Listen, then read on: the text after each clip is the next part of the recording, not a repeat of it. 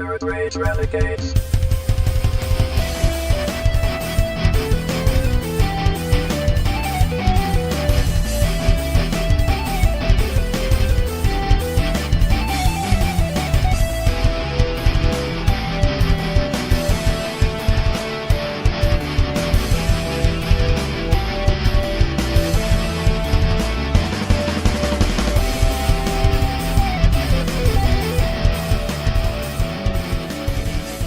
Ladies and gentlemen, welcome to part 3 of the trilogy, the holy trilogy of C2E2 from the Nerd Rage Renegades. This is part 3. Are you sick of C2E2 yet? How many parts did we do the last time we went? Maybe 1 or 2? Yeah, or maybe we two. shoved everything into like 1? We used to do a lot longer shows way back. Until we figured out, hey man, this 3-hour shit's for the birds. True. We did a we did a lot. I'll tell you that much. But this is part 3, and we're so excited to do. As I turn my light back on here, so Chief can see me a little bit. We are so. Your picture's just still like the same. It's still just frozen. I just got this great portrait of you. Well, we had some great interviews while we were there. You heard last week the comic book ones. Now these ones are of a different story. These ones are ones that were scheduled. These are with big time. I'm talking like executives and things like that. Yeah, Adult Swim and Warner Brothers and shit like that. Crackle. It was just so interesting. Now I want to preface this. What you're going to hear in these interviews is not just Chief and I. These were actually round table interviews. So what I've got the names down here. I'm going to do my best to put. What I'll do is I'm going to put their links to their sites in the description of the podcast. So make sure you go follow them. But we were there with a Miss Hannah from the fandom. James, Garrick, and we were there for them for the first day with, I'm getting all flustered just thinking about it. We were there for the Supermansion press room. Supermansion is from the creators of Robot Chicken, Matthew Senreich, Yes. Zeb Wells, and we had Breckin Meyer. Fucking Breckin Meyer at this table.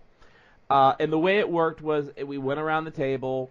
We all asked questions. It was kind of cool because Chief and I were both there, so we kind of got 2 questions in.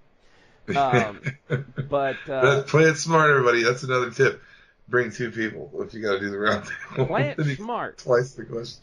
Now I want to say all the other interviewers there from their respective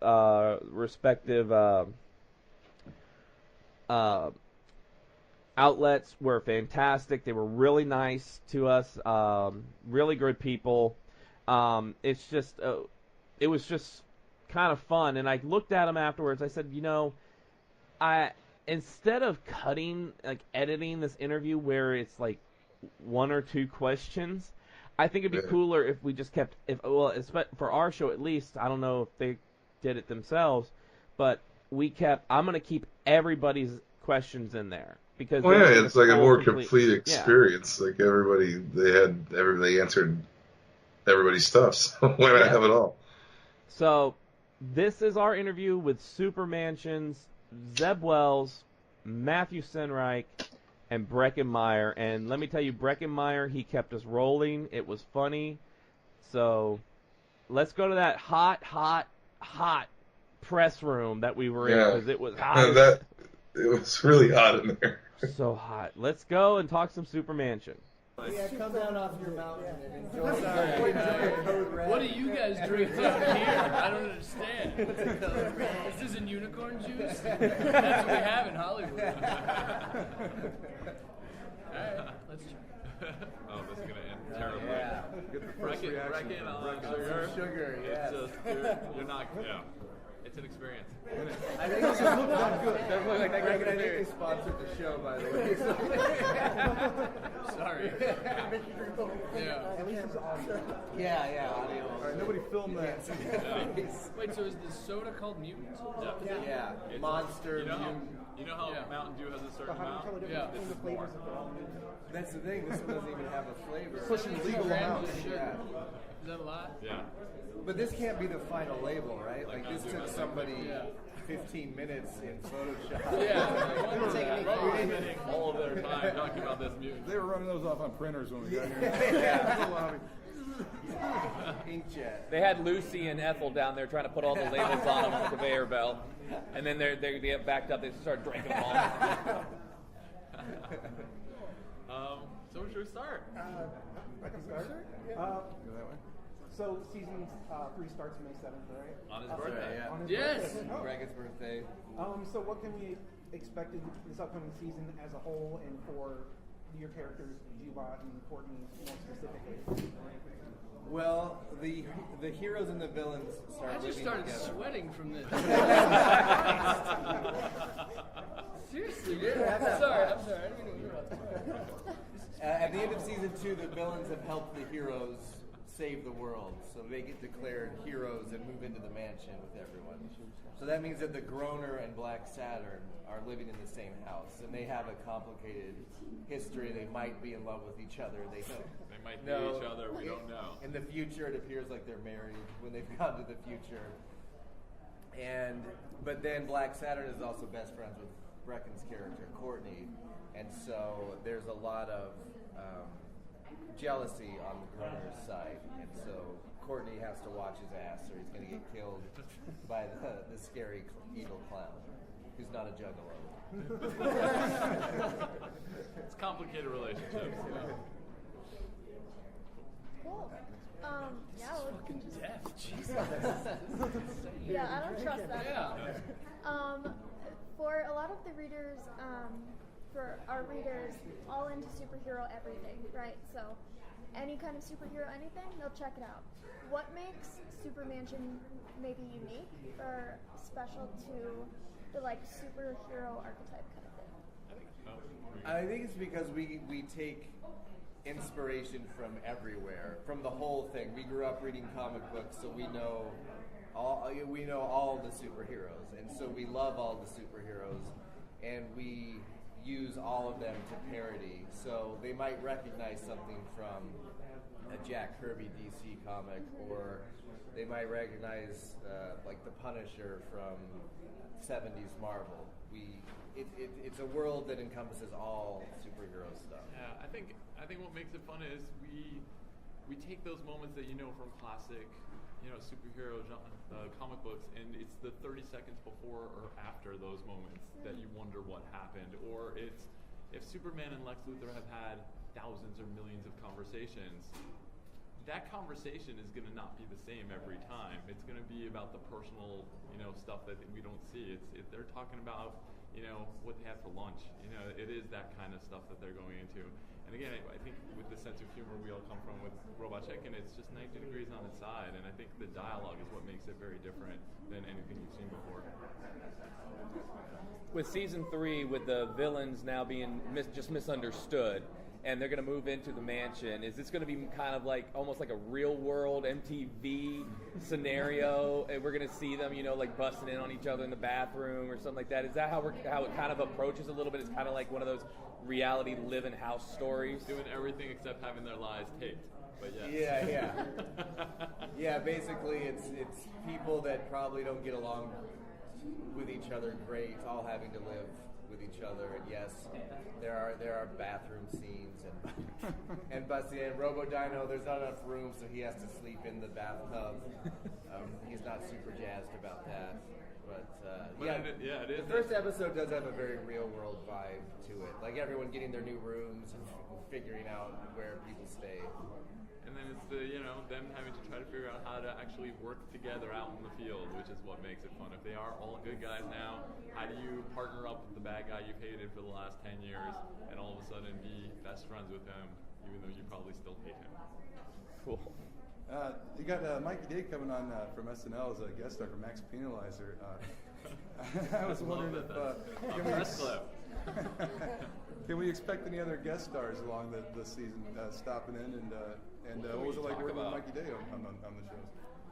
You know, Mikey, he wrote with us on Robot Chicken right before he got the job on writing on SNL. Right. So it was really, we knew how funny he was. It was really good to get him back. That man's a maniac. He wrote so much on Robot. Right. Yeah, he's very fast. But who else do we have? You know, I'm just not sure what, you know, they're looking at us with these evil eyes of like what we're allowed to talk about and what we're not. So, without naming names. Yeah, I know. We have Taron Killam also comes on from SNL as well. Yeah, it's a bunch of SNL people at the start of the season, I would say. Yeah. John Belushi. Exactly. That's one of them. Gilda Radner. But no, we'll have later there's a few others later that they would kill me. Oh, surprises. But there's one in particular. We can't tell. It's a great answer. I love asking questions. I'm doing a great job. This has the perfect balance of drinkability and energizing flavor. What the fuck is drinkability? And intense. It's liquid. I think it means it's liquid. And you can keep it back. Yeah. You're able to drink it. Yeah. They're basically saying we know no one can drink an entire monster. You know? Right. You don't have to chew it. That's what exactly. But you can. So my question is for Breckin. Clearly you're not interested in drinking that. So if I could take it and sell it on eBay, would that be fine? Good luck to you. I don't think you will get a dime. You have a Sharpie so you can sign it? Yeah, exactly. Make sure to tag him so he can bid on it. Okay, cool. Yeah. So if you want it back. No, that's yours. Like you guys said, Godspeed. you grew up reading comics. What are some of your favorite characters, and how were you able to kind of integrate those characters into your? Both of us started in comic books, so it's wild to be doing this other stuff. I mean, my first job was at Marvel way back in the day, and then I worked at Wizard Magazine for who knows how many years. But I grew up. You would. If anyone would know, you would.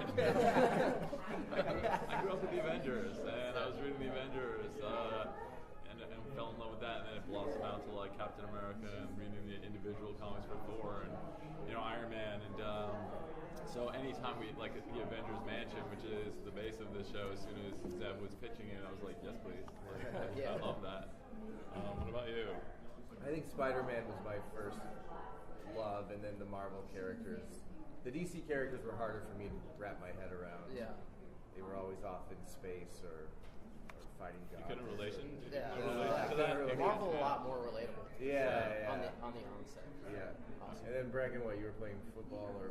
Yeah, that's what I was doing. I met this girl Sandy over the summer, and me and my other gang, the T-Birds, we. Then you had to go on a bus trip to get a tape back Exactly. from an I ex-girlfriend. had a magic cat.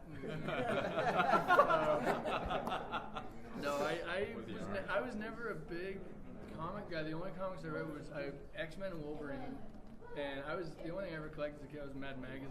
So I was a diehard Mad Magazine fan. I think one of the first things whenever I started having an income was I bought Mad Magazine #1. That was like my big thing. But when we've done our DC specials or when Robot's doing a lot of comic stuff, I have to go and like have a crash course and and figure out who's who. Except Walking Dead. Walking Dead I knew backwards and forwards, but not the comic, just the show. But the idea, like when we did the DC special, we'd go deep into the vaults of like what characters existed. I mean, there was, what's the one guy? There's like Cocaine Man. Literally like a cocaine character. But then there's Breckin leafing through this book and then demanding that all the comic nerds in the room defend these characters. Right. Like, suddenly we're all on trial because Cocaine Man exists. Because Cocaine Man exists. These are the stories you guys like? Yeah. This is what you guys were doing during junior high? Yeah. Okay. That's what I'll say. You can't defend some of them. Some of them No. are defensible. No, and also I'd need to learn the rules of some of the fucking people. The rules You see of the these people disdain you with do. which he Yeah. sits. If you've seen Arm Fall Off, boy, then you know that some of them Yeah, are Arm Yeah, Fall, yeah. yeah. That was one of And them, that's the thing, like he'd leaf through all these DC vaults, and you're like, wow. There's just, I mean, honestly, it felt like they were the SNL writers. Right. Some of the stuff they were coming out, like microphone head. So when you guys are creating characters for Robot Chicken or Supermansion, does the voice actor come first or the character? Character always. Yeah. Yeah, character always. I was going to see if there was one that wasn't. But yeah, it always starts with what's going to be good for the story. I mean, it's even for Supermansion versus Robot, it's story first and then character. Okay, sorry, that's fucking. That's terrible. My face. Would you disagree with that? No, I think that's right. And then that's the fun is trying to say, well, who? Because a lot of times you'll write it and you'll think, well, what does this person sound like, And then, and then the actor always comes in and brings their own spin to it. And like Jillian Bell is a perfect example. Yeah. Like she plays our Lex on the show, and she had a voice in the script, but it was like it just wasn't funny enough until she came in, and like she just made everything funny, and then that's so good because then when you go back to write more of that character, you have a voice in your head, and so the actors do help you write your characters after a while, because of what they've added to it. So all of you work on Supermansion and Robot Chicken. How does writing and acting on the two shows help or hinder each other? Like gags don't carry over, or coming up with new voices for new characters. Robot is a sketch comedy show, so it's Fast and Furious in that way. And then Supermansion, you actually have to think about a story, and you have to build characters that are going to evolve over a long period of time. So I think that's the very big difference. It's like watching SNL versus 30 Rock is a good example for it.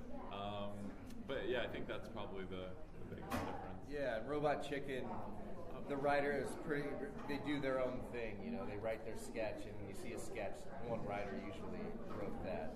With Supermansion, we all have to get in a room and bat these ideas around to make sure that they all make sense for an entire season, and that's hard for one person to do, so Supermansion is more of a team effort.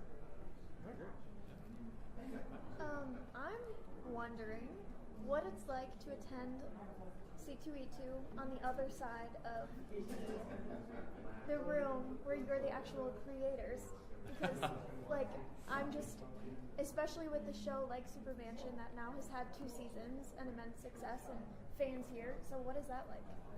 The good thing for us is we can blend in and just wander around. I mean, this is probably my 20th year doing conventions, so so it's always a blast. You wander around.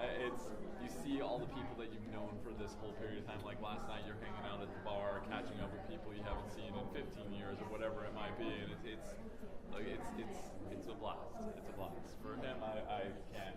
I love it. I think it's so much fun. Honestly, it sounds silly to say like, no, you get to meet the fans, but the truth is, the Robot Chicken fans and the Robot Chicken writers are the same people. It's the same people, so it's not much different from going to work, which I love doing at Robot. But it's so much fun. We were just at WonderCon. And there was a guy, who was he dressed as? Black Saturn.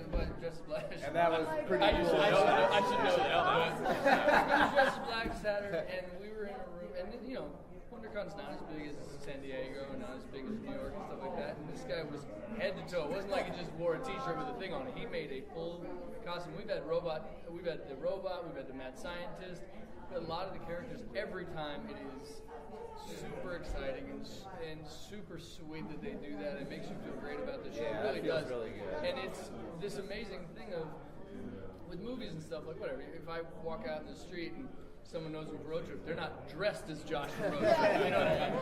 So the dedication that the fans have, which is why Robot's been on for 9 years, is more. Yeah, it's so amazing and it's so much fun. It really is like. A lot of times press is a pain in the ass to do with it. You got to travel somewhere, and you're in a hotel with the doors closed. Like here we get to do it on the floor, and here we get to do it with.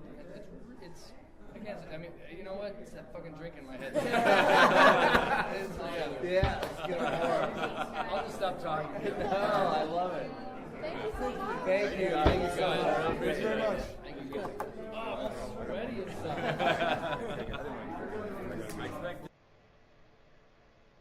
I really hope Breckin is doing okay after the whole monster, the mutant drink. Now, I gotta say, I used to drink that stuff. I used to drink the red mutant drink, like, all the time, until I was like, fuck it, I can't do this anymore. Yeah, I don't know. I've never had it before. I didn't know. I thought it was maybe, what is it? It's like Monster, right? With like a different marketing campaign. Yeah, it's kind of trying to be like a Surge / like Volt / Joke Cola type of a thing. Yeah, no. Like instead of an energy drink, it's the energy soda. Mm. You know, that's what it was trying to be. Nah. But great interview with all three of those guys. They were really good, really nice. I loved hearing the comic book talk with Zeb Wells and Matthew Senreich. Yeah, for sure. Old school comic book fans. We found out how hot that room was, and it didn't get any better the next day when we went. No. It was terrible. I would like to say that everybody there, despite the heat, was very nice. And like it could have put the heat in that room, but everybody stayed cool, and everybody was really nice. And thanks to all the other interviewers that were there for letting us use their footage, yeah, or their voices, or their whatever we're going to use. Yeah, and what was interesting is this next day, which is these are the interviews you're going to hear next. Is we got invited to the press room for the new Warner Brothers movie, Daphne and Velma. This is a story surrounding the girls, Daphne and Velma, and no dog, no Shaggy, nothing like that. It's just Daphne and Velma. Yeah. See, I originally thought that they had a some sort of origin of the mystery team, but apparently they didn't, which I found out by asking. But I thought it was like some kind of retcon of how they put the team together. But apparently it's a kind of a standalone Daphne Velma thing. But possibly will lead to a series of movies in this series. Yes. And what's really so we walk in there, and literally our table was the exact same people as the day before. Like because we sat with each other the day before for the Supermansion interviews, it was kind of like let's just sit together again, because we liked each other's questions and we liked how it flowed. We did add Danielle Ortiz from The Culturist. She joined us. Everybody else was still there. I want to say Hannah was there, and I want to say it was Garrick. If not, it was James. One of the two was with us. I will get that right in the text. Don't worry. Yeah, we met a lot of the fellow press there, and they were all very, very cool and nice to us. Yeah. So the first interview you're going to hear is us with Peter Girardi and Alexandra Davis. Peter Girardi is the Executive Vice President of Alternative Programming for Warner Brothers Animation and Blue Ribbon Content. And Alexandra Davis is the Blue Ribbon Content Vice President of Developmental and Production. Yeah, he was also on Saul of the Mole Men. Yeah, like he was an actor on Saul of the Mole Men. I checked it. I thought he was familiar from somewhere, and I was like, I've seen this guy somewhere. But he was on Saul of the Mole Men apparently. And he's worked on Scooby-Doo things for a long time, like the Mystery, like Mystery Inc. What's Cool? Like all the latest stuff, like the newer Scooby-Doo stuff. Some of the movies, yeah. So,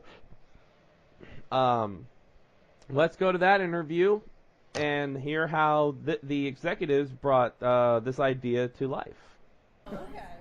Well, I thought Deerfield because he has an office in Northbrook and got it, so this is not what I thought we were going to be talking about. I mean, we could talk about it all day long. Yeah. My doctor, too. My doctor's name is Dr. Schott. Dr. Schott. Pretty great name for being a doctor.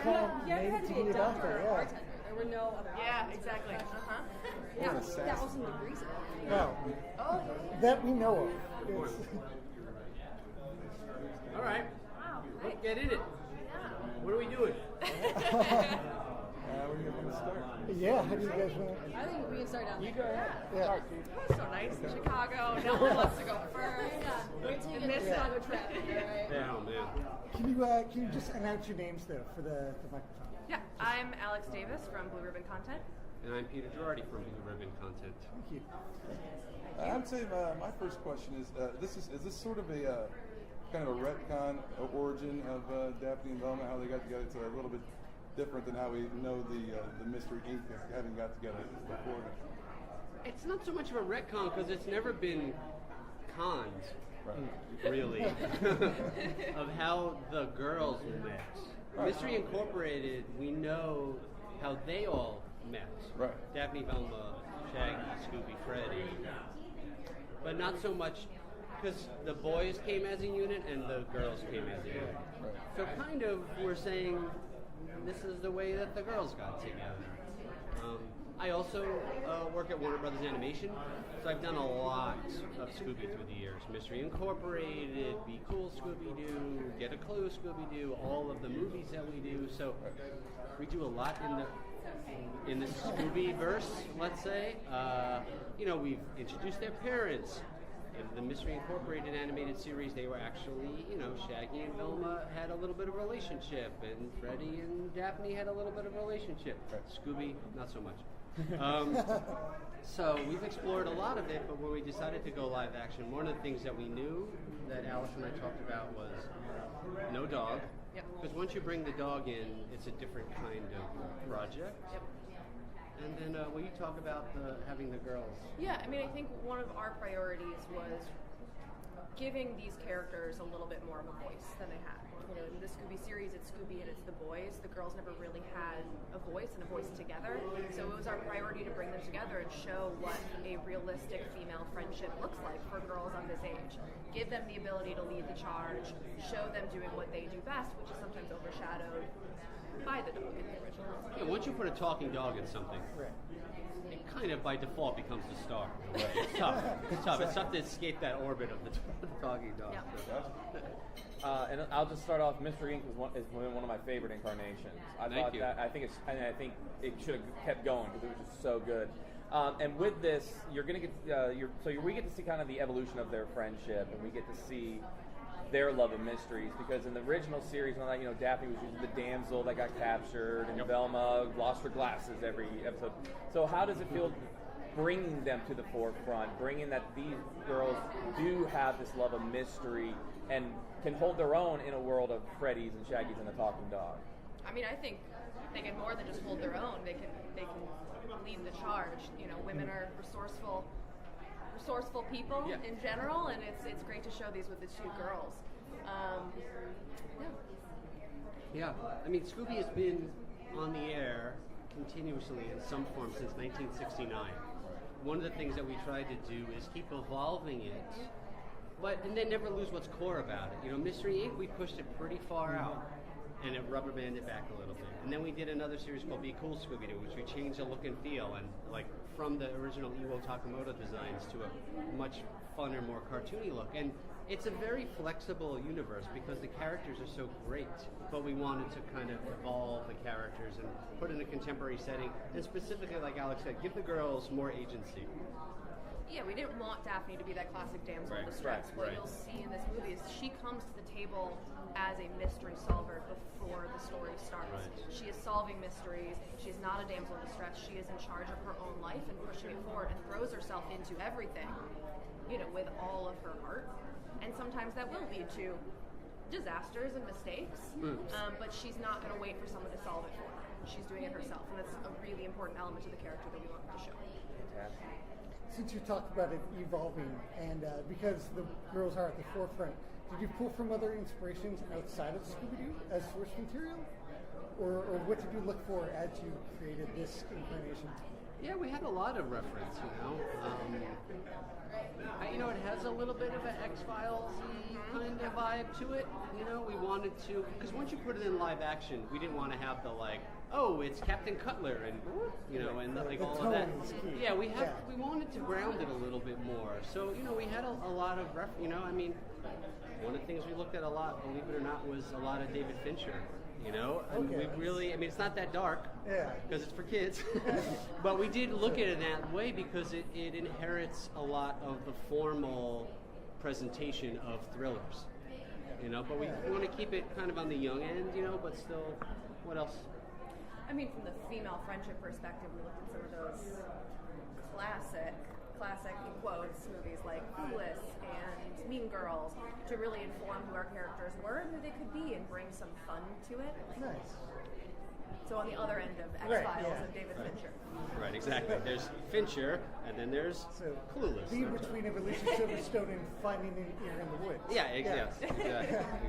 So you talk about putting it in more of a contemporary setting, obviously they're in high school and whatnot. And I mean, there's a lot of reboots going on right now, and this isn't a reboot necessarily, but there is a little bit of a nostalgia feel with Scooby-Doo, anything related to the Scooby-Verse. So did you face any kind of challenges with striking the balance of like, this is a contemporary world, but still kind of drawing from that nostalgia feel?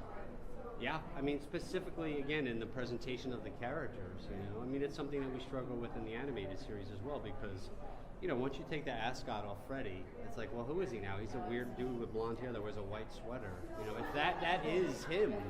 So how do you do that in a contemporary setting? So Yeah, costumes were really important to us in the fashion of the girls because the girls in Scooby-Doo have their iconic colors. So how do you play into those colors? How do you play into the shapes of their wardrobe, but modernize it and make it feel like something a real girl would wear? So we were playing that balance constantly, and you know, we were trying to push it forward and make it feel really contemporary. So we used color more than shape and more than item as kind of the through line to who these girls could be. And speaking about those girls, I would love to hear about the casting process and how, because I'm sure it was difficult with roles that are so iconic and have held so much history and expectation from fans. How was that casting process, and what did you look for? I think we looked for girls that really embodied the characters that our great writers, Kyle Mack and Caitlin Mears, wrote, which were a little different than the original. We were looking for a dry, sarcastic outsider in Velma, and Sarah Gilman was that. She came into the room and she immediately starts with a joke. You know that she's trying to get you off your game, and that was exactly what we wanted for Velma. We wanted someone who was sure of themselves, but also fit a little bit outside the norm and was comfortable in that. And then for Daphne, we wanted someone who was charismatic and optimistic and just a happy, bubbly person. And I think Sarah Jeffrey does embody that. We were so lucky to find her. She's incredibly talented, one of the nicest people I've ever met in my life. And she also just in her life throws herself at everything with all of her heart and all of her passion. And you can see that just when she walks into the room. And we're like, that's it. That's who Daphne is. So yeah, we found two amazing Sarahs. Yeah, Daphne. two Sarahs. Yeah. Great. All right, Gary, so much we gotta go. Thank you. You two, come on over. Okay. Don't melt. Try not to. So next up was actually really cool. I thought this one was really cool. The next interview that sat down, this was like 4 different interviews that we did. Yeah. The next was Jennifer Tisdale, the sister of Ashley Tisdale. I thought that was pretty cool. She's executive producer on this show. I just thought that was really awesome. That we're meeting someone whose sister lived the sweet life with Zach and Cody. Yeah. And she was in other stuff. Yep. So we're gonna hear her talk about Daphne and Velma. Good. Yeah, this is the sauna. Yeah. Something about this for 2 days in a row. Oh, really? Yeah. So you guys were ready this time around, you knew? No. But you still have a jacket on. I have tank top on under. I want to look professional in spite of it. Otherwise I'd be I promise I won't pass judgment since I never look professional. There's a leather jacket too, so I'm sitting here like... Sit in the sun still. Big tequila. You want to start with that? Ready? Yeah, first of all, with Daphne and Velma, is this? Are there any plans to maybe make this a series of movies? Maybe launch it with this one, and maybe continue on with Daphne and Velma solving mysteries, or are we going to see like? I don't want not to spoil anything. Yes, I believe that is the intention of the studio to do a sequel to Daphne and Velma. So this is the first in the films, but I do believe there are plans, and definitely the way the film ends leaves it open for hundreds of mysteries about to be solved. So, with directing this, were there any classic angles? You know, like the show has a look to it, and the show has, they're all incarnations. There's certain Scooby cues that you have in these type of universes.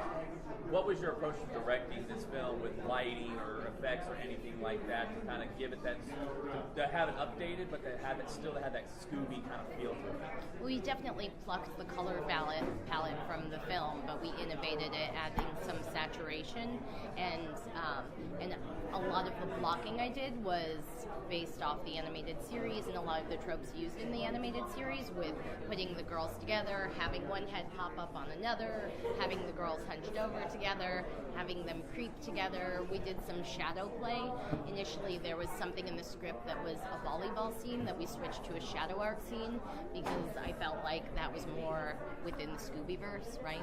So a lot of, for me, because I grew up with the film and it was so much part of my DNA visually as a visual thinker, it was really important to translate a lot of those animated tropes, and so and find innovative ways. So there's one scene, because in an animated series you have them running in circles but the background never changes, so we did a live action take on that, like the background stays the same but they're running in circles and running in circles. Do you have the classic one running through one door and the we totally do, and that was all improv. So it wasn't, I think there was like a line that was like, it's the classic hallway of doors, and so we even did a split screen where like one girl peeks out one door and the other, like one steps in, the other comes out. So I think for people who are fans of the original material, like we stayed really true to like some of the tropes of the 70s while also making sure in the style that it's super modern and updated, like in their fashion, in the clothes that they wear. Like Velma has like an edgy, like her look is inspired by Tavi Gevinson, so she does this like vintage cool, like that's what, in the way she dresses, that's the direction we went in, as opposed to nerd, she's like sort of an outsider hipster. And for Velma, for Daphne, she's more like fashion driven in her outfits and clothes. So I think it was updated definitely in terms of like the fashion and the looks, but also we pay homage to a lot of the traditional tropes of a Scooby-Doo film. Like, how in animated films they walk into the dark and their eyes are lit up. So that was something that we translated into live action, which I think is a fun, innovative take on the material. You said you grew up with Scooby-Doo. Is that what attracted you to this project? Definitely, and it being very female-driven. So I thought it was a fun, innovative take, that it was these two girls coming together and being able to develop out and add nuance to characters I grew up with and loved was really inspiring and fun, and a great challenge as a director. When you talk about it being female-driven, directed from the start, just like a whole crew of women, just super badass. What kind of environment was that like for you on set? To kind of get to roster the creativity of all of these women coming together. What does it mean to you? It's kind of really appeal to female Scooby fans, because there are a lot, and you don't necessarily hear about them. For sure, even our DP was a woman, so it was an entire like creative team of women, and that fostered a lot of room for play. So with the actors, I feel like we had a very safe zone, and no idea was a bad idea, I would say, on this set, and that allowed a lot of room for play. And like there's a moment that Velma loses her glasses, and that was all improv, not scripted. That was the genius of Sarah Gilman, who's a great improv actress. So I believe, like with my actors, for me, it's about like nurturing a safe environment where people feel like if they have a creative idea, they can throw it out there. And for me, it's like I hear everything on set, and consider every idea but I feel like the film has a very strong style and aesthetic, and it is the creative team that was pulled together on this. I wanted to go in a little more about what it's like being a female identified director, because I know from my publication, the majority of our audience are young women, and I know many of them want to go into film, including myself, especially directing, and we see that so often as an almost marginalized community in the film industry. So I was wondering what your experience has been, or if you have any tips or things you've learned along the way. Well, I think now the tide is certainly about to change in Hollywood with the Me Too movement, and now there's a hashtag Female Filmmaker Friday, because so much of believing you can do something is seeing someone else do it, and the more women see women in the industry directing, the more it seems like something that's tangible and possible to do, because there's always the convention of what a director is Steven Spielberg, Guillermo del Toro, like it's all these, Wes Anderson, it's all these amazing men, but who are the women we're looking up to? And I think now there's a lot of amazing women. I'm part of Film Fatales Los Angeles. I'm one of the chapter leaders. It's an organization of women, female directors who band together to support each other. So I think it's seeing women do it and women believing they can do it. Women are natural storytellers. You know, my grandmother was the first storyteller I knew. She told me fairy tales in my childhood that made me feel like there was an entire universe in front of me and world, and it showed me the power of storytelling. So I do believe women are natural storytellers. I think as a woman you definitely face certain obstacles. For someone on set, a woman feeling strongly and having conviction as a director, you have to feel strongly and passionately about the material. But on set, if you're like, no, I need it to be this way, you're emotional. If you're a man and you're like, no, I need it to be this way, you're passionate. So I think the language too we use in talking about female directors and female filmmakers is crucial, because no one's ever going to say a man's emotional, because on set he was like, no, it needs to be this way. He's passionate. But if a woman on set's like, it needs to be this way, she absolutely is a bat crazy person. So I think in raising awareness about it, shining a light on it, opening up the conversation, knowing it's not taboo to talk about it, I think that will open up a lot of opportunity for young female filmmakers. I also wanted to ask about the soundtrack. How did you go about deciding? Because the incidental Oh my God, music it is so cool. Have you listened to? Have you seen who's I've in seen it? the trailer. Okay. I was curious. The incidental music from the show, the creeping music, the sound effects. How did you go about deciding what goes in, what doesn't? So I wanted it to be.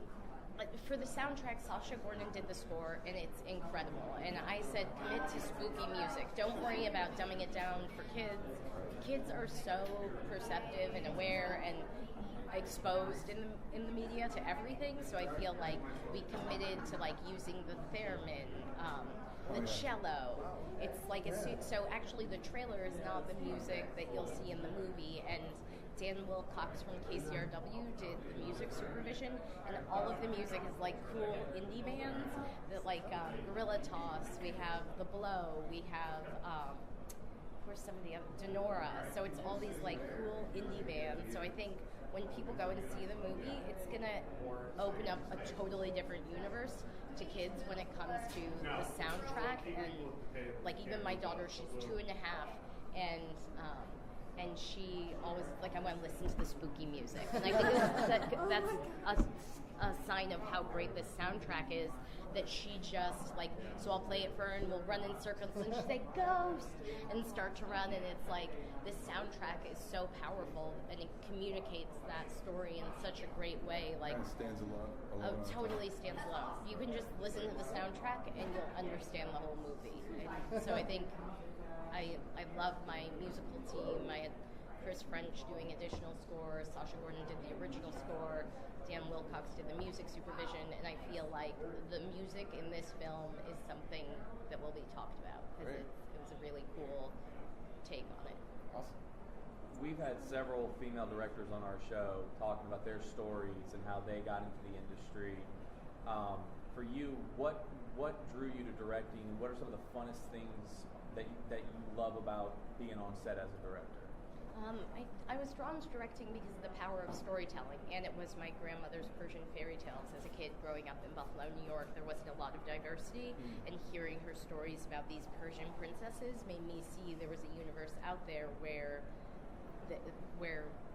I belonged. And so it really drew me. I loved music, I loved photography, I loved film. So filmmaking and directing is an opportunity to use the power of music, work with a composer, use the power of photographs and pictures, work with a cinematographer, fashion, like the power of fashion to communicate a story. And so all these elements from my life that I loved growing up became tools of storytelling.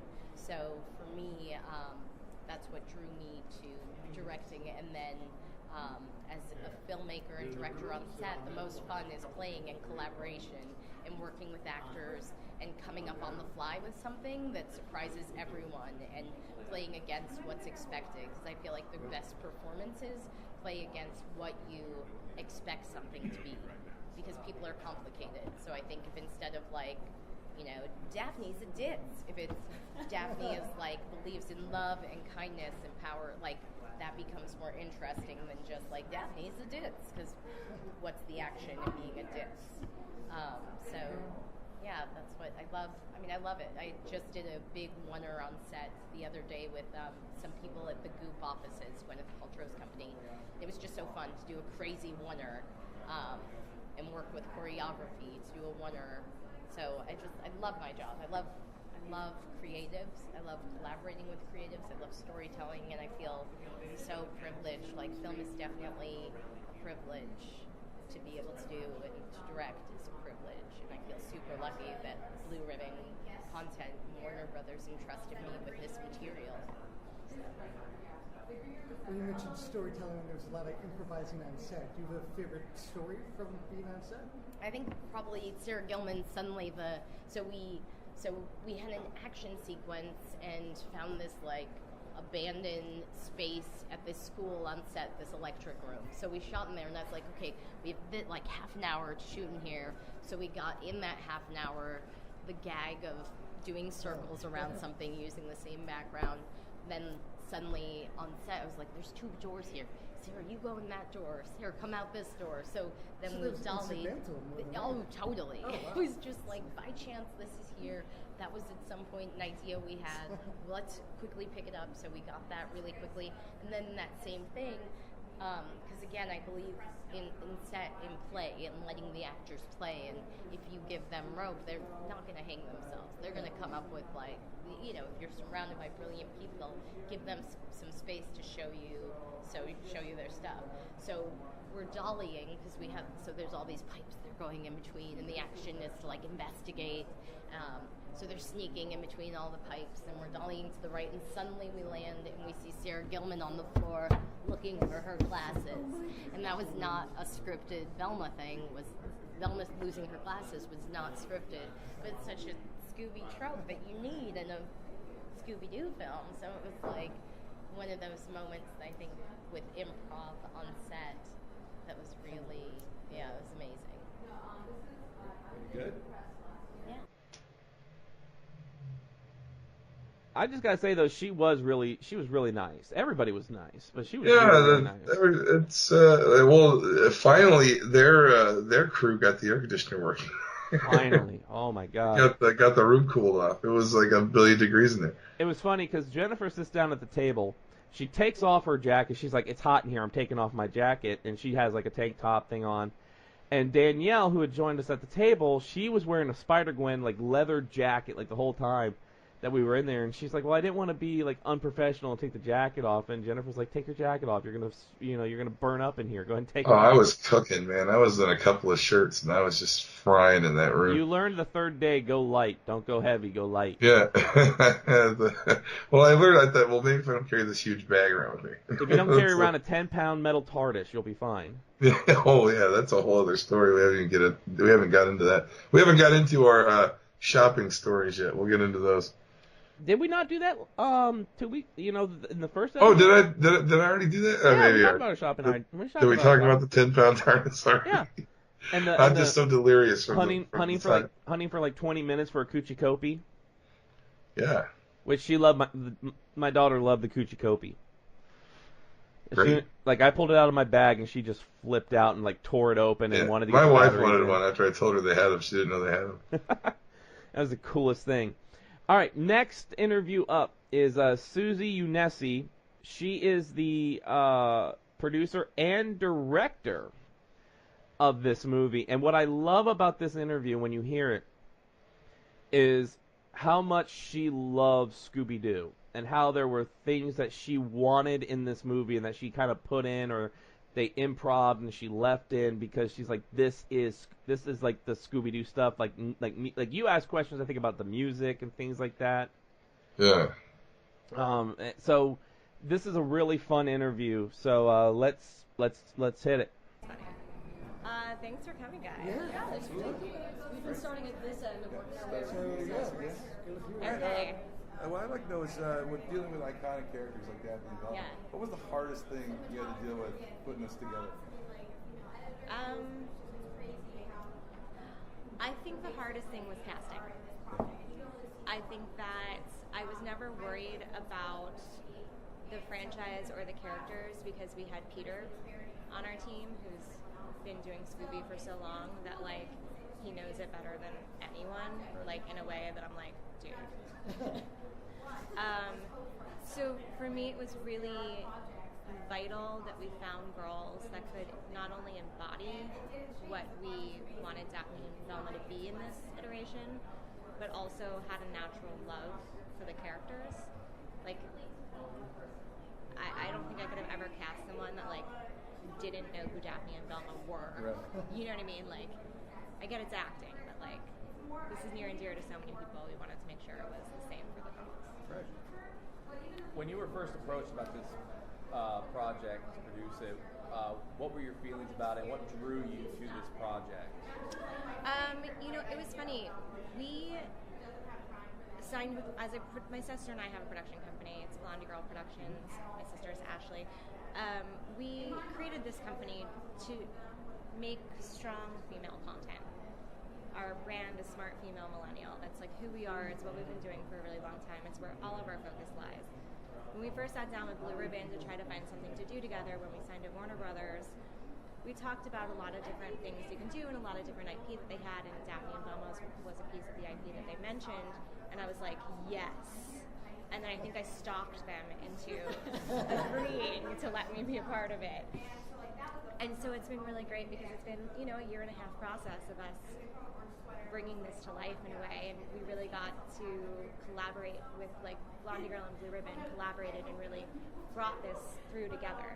So it wasn't here's a pretty film that you can put your name on. We really, from the get-go, have been involved, and that's been a really fun process because it is our brand. I mean, who's stronger of a character than and smarter than Daphne and Velma? Right. And don't tell me who, because I will say it's true. Nobody. Smackdown going. You talk with passion about the character. Did you grow up with Scooby-Doo, or? Yeah, I did. I mean, it's funny because I haven't met many people that haven't grown up with Scooby-Doo. And I mean, I'm 36, so I came from the world of Saturday morning cartoons, and there was only a few cartoon channels at that time. So I really have an appreciation for the characters in the story, and like I've said other times today, my mom was allergic to dogs, so I wasn't allowed to have one. So I had a lot of Scooby stuffed animals, and I think it also allowed me to know that mysteries exist and tap into that part of my personality, and I still use that by Googling whether or not someone has a girlfriend or not. It really is just, I don't know, it's just such a part of who we were as kids that I'm so happy to kind of give this version to the world. Whether people love it or hate it, I think there's going to be respect for it because I think it's really fun. But I'm biased. I mean it, So I should preface, have you seen the finished product at this point? Like several times. Yeah, okay. Just making sure. I just 4 times a night. I'm very hands-on. Okay. I was, and you can Sometimes. ask. I mean, you can ask Suzi. I was in the edit bay with them, like day in day out. I was on set all but 2 days of filming. Like, this is my baby. So then, throughout filming and seeing the finished product, was there like one moment or one scene that you looked at and you were like, this is why we did this. This is what this story is about. It's not the scene. I have an 8-year-old, and Michaela has seen the movie 3 times now. The first time she saw it and sat with her mouth like, that was why I made this movie. It was fast. And I'm so spoiled. That was why I made the movie. To give her something where she could see herself. Because I think in the past, like, girls could either be like smart and nerdy or like fashionable and dumb, but like you never saw a smart girl that like was cute and dressed well. And so to be able to like give these girls style and smarts and to enjoy science and computers and the supernatural, like, my daughter is that kid that likes all of those things, and I don't think she should ever be told that she can't. And I think that she watched this movie and was like, oh my god, like, they're just like me. And these girls have each other's back, and their friendship is strong. And when something's going on with their classmates, rather than talking about them, they investigate and they try to help their friends. And I think that, like, the underlying story of just like having your friends back and trusting your instincts is something that, like, is great, and it's so cool. But that was it. Like, her reaction was everything. Well, I'd love to hear a little bit more about your experience as a female-identified filmmaker. And I know at this point you've done like pretty much everything. You've done acting, like producing, like everything. And so especially with Blondie Girl Productions, where your focus is so female-driven, we have a really big female audience. So I was wondering what advice or experience or words of wisdom you want to share. This is gonna sound really naive, and I know what I'm gonna say is, I never thought there wasn't anything I could do. I think my parents really like encouraged me. Like, if I worked hard, if I got an education, if I learned the things that I wanted to do and kept it up, like, I would be able to do those things. So I started as an actor, and like I went to acting classes, and I really put the work in for that. While I was acting, I went to school and I got my degree in cinema and television with an emphasis on screenwriting. And I realized during that, I don't like screenwriting. I'm actually not very good at it. But what I was good at was making other people's scripts better, which would make me a really good producer. And I had really great ideas. And while there have been moments of people not taking us serious or not understanding where we were coming from, I think Ashley and I have always known that, like, we have stories to tell, and sometimes it takes a little longer, but you still get there. And I think for me the best advice is, like, seek out as many opportunities as you can in any way that you can. A lot of people these days expect to come into the industry and automatically be directing Marvel films, and that's not the way it works. So really taking the time and learning from the bottom and learning everything you can learn is so important. I've done everything. Like, I've been behind the camera, I know how to edit, like, I've been a PA, I've been an intern, like, I've been a script assistant, like, I've done all of these things because having that wealth of knowledge only allows me to, like, be able to connect with people and talk to people about what they're doing, like, better. Does that make sense? Yeah. So just, for me, if you're a female filmmaker, just keep putting the work in. And the doors will open, and they're already starting to open, and especially, with the Me Too movement, like, so many doors are being kicked open for people. I mean, I read an article this morning that Ava DuVernay is asking that female filmmakers that don't have an agent or a manager, like, to submit their things, so they could be a director on Queen of the South. So more and more females in this industry are trying to help lift other females. We had 4 female producers, female director, female editor, female DP. This movie was made by women, and it's great. So, let's stop it there. On that note, perfect place to stop. I do want to say off camera, I have an 8-year-old daughter who's been called the weird girl at school. So what you just said, it hit me, and I'm going to show her the movie. She will love it. She may get scared at one point. Finally, we have, this one is great, we have a star from Daphne and Velma. Miss Sarah Gilman. Indeed. Who wore orange to the interview. She actually wore orange. So she had that little bit of Velma in her. And now she was a Disney actress. Sadly, I didn't get the questions didn't go around enough. I didn't get to ask her, does she still have her lifetime passes to Disney? So she can just go whenever she wants. But to hear her talk about Velma, how she kind of created Velma, what she brought to the role is really, really fun. It's really nice. It's really cool hearing the actor talk about how they create the character. Are you still with me? Yes. Okay. Making sure. I'm waiting for the cutoff. Okay, we're back. Yeah. All right, let's go to Sarah Gilman. Oh, God. How are you guys doing? Great. Yeah. How are you enjoying Chicago? I love it. I mean, we just got in yesterday, so we haven't had much time to explore. Hopefully I want to come back. We got to see the bean, the gigantic bean. So I saw the bean, I ate really good seafood. No. You gotta get an Italian beef sandwich. Italian beef sandwich. Italian beef sandwich. That's just a lot of food to eat before I leave tomorrow. It's Chicago. I really want a deep dish pizza. I'm digging for it. But everybody's like, it's so cold, and it is really cold. But everybody from Chicago is like, it's so warm. That's true. It's And colder then than it should be, but it is warmer than it yeah, and I'm over here like with frostbite, so it's just a really weird dynamic. Bye, thank you.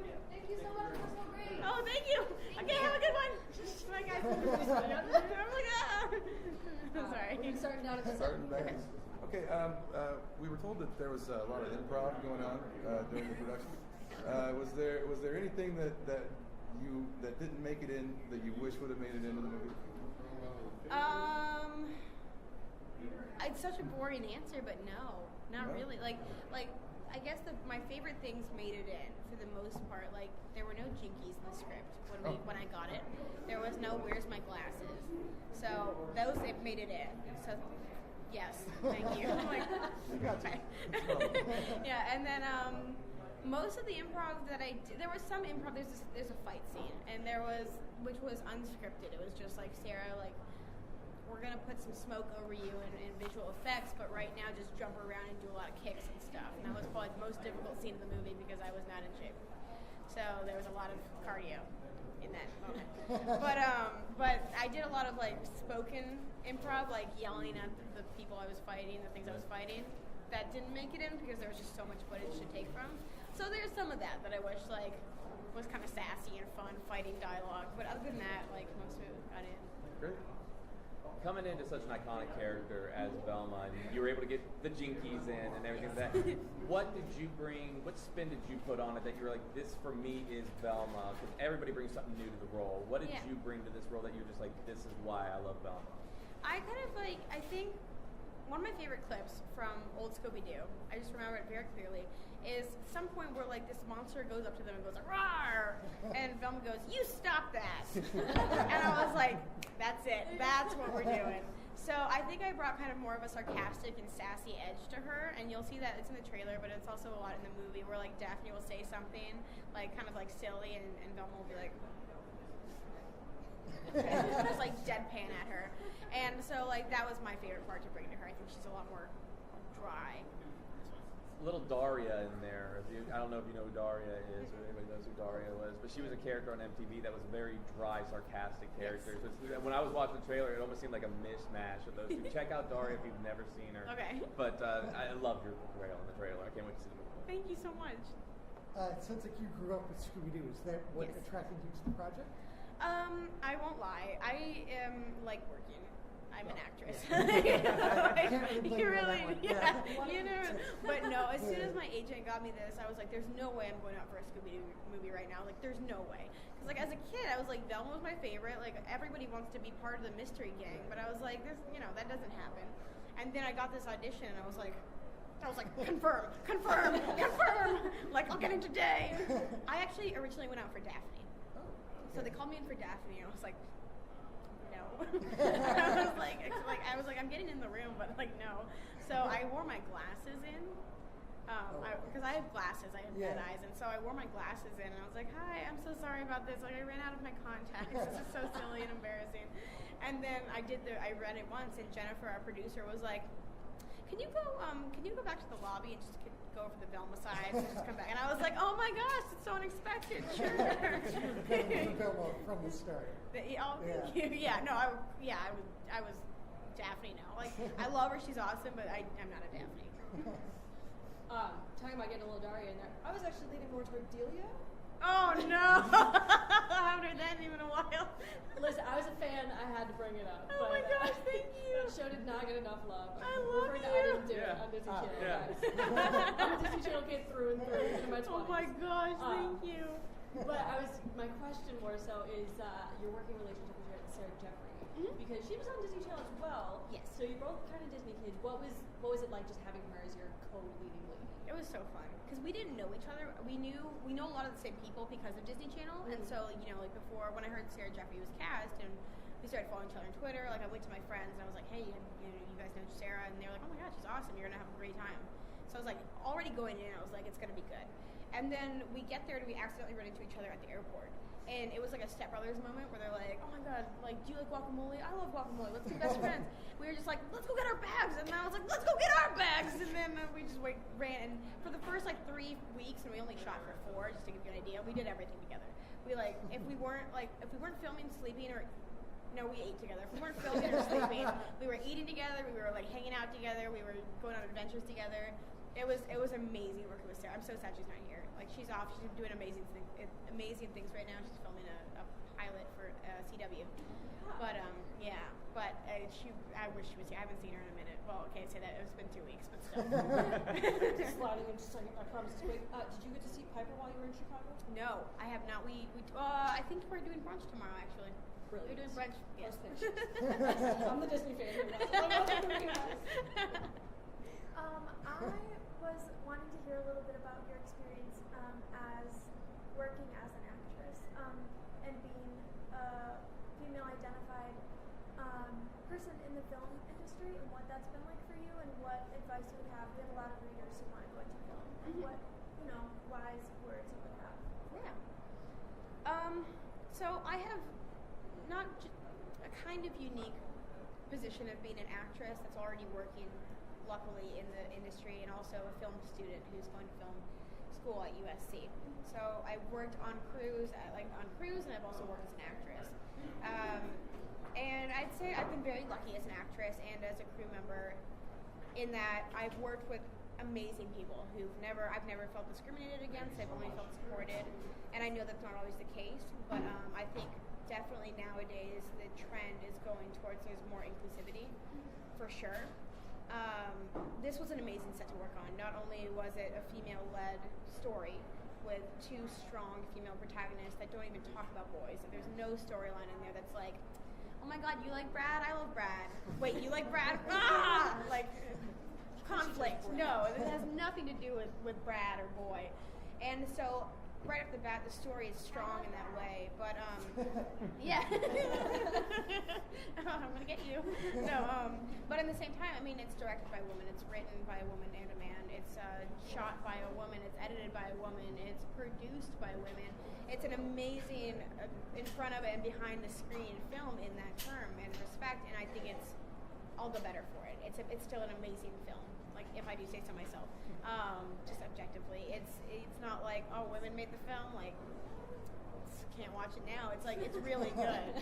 It's a good movie. And so I think that hopefully, I guess to anyone who's going into this industry, I'd say, like, if you're going for behind the screen, it's so important to stick to your guns and remember, as hard as this and cheesy as this sounds, to believe in yourself. Like, you have just as much talent and ability as anybody else out there, and that's just off the bat.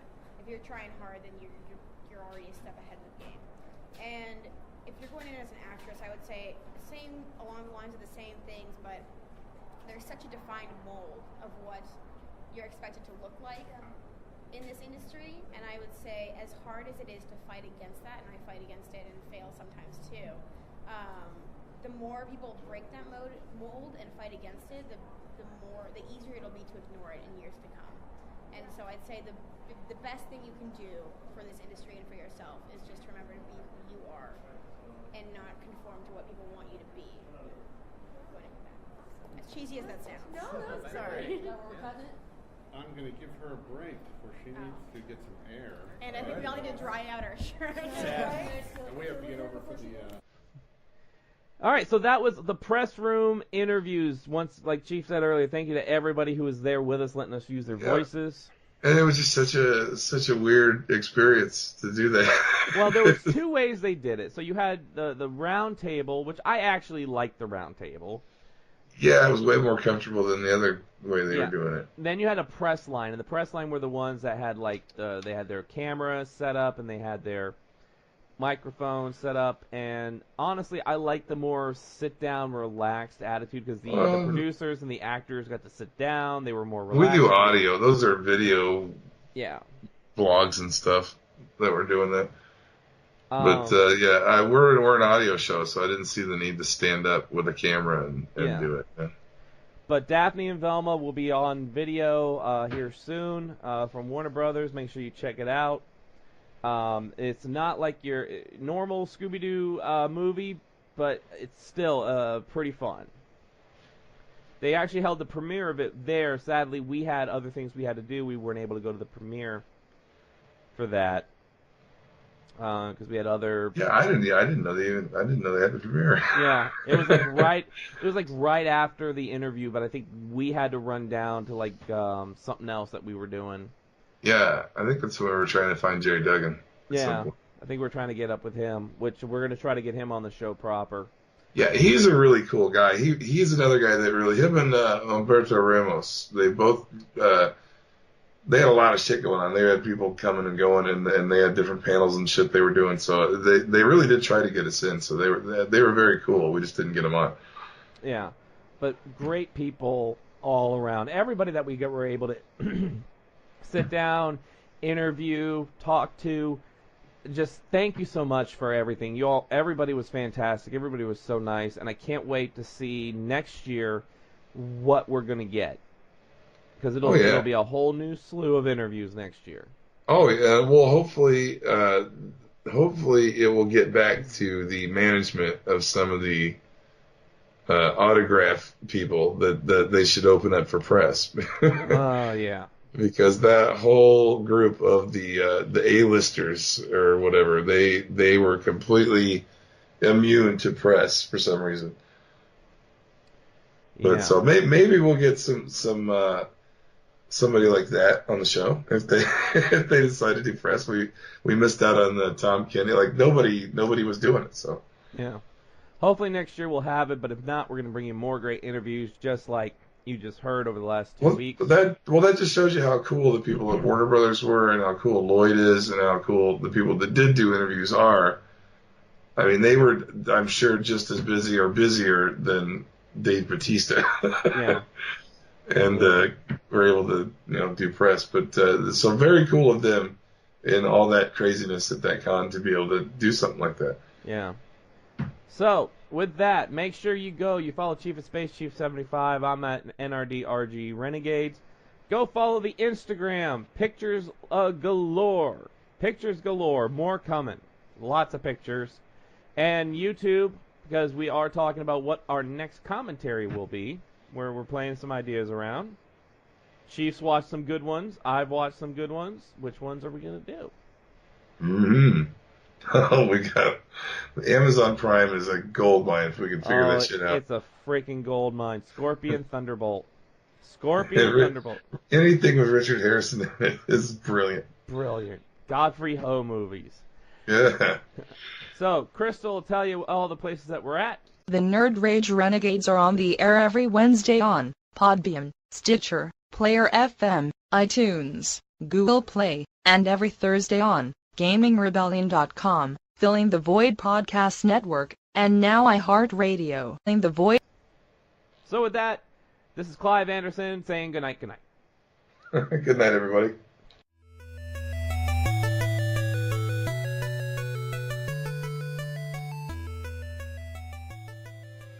Nerd Rage Renegades.